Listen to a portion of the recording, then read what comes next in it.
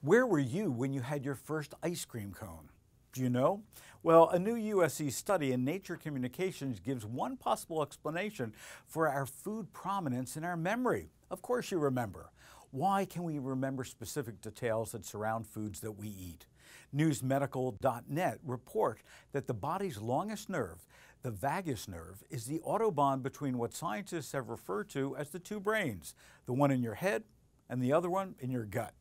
The nerve, they write, is key to tell you that the tank is full and to put the fork down because it helps transmit biochemical signals from the stomach to the most primitive part of the brain, the brainstem. To examine this gut-brain connection, the research team conducted the study on rats. They saw that rats with their gut-brain vagus nerve pathway disconnected. Specifically, the disconnected pathway affected markers in the brain that are key for the growth of the new neural connections and new brain cells. The study believes that this mind-gut connection is what led cavemen and generation of hunters and gatherers to remember the locations where they could find the foods they enjoyed as well as for supply. Scott Kanowski, an assistant professor of biological science at USC Dornsife and corresponding author of the paper, says when animals find and eat a meal, for instance, the vagus nerve is activated and this global positioning system is engaged.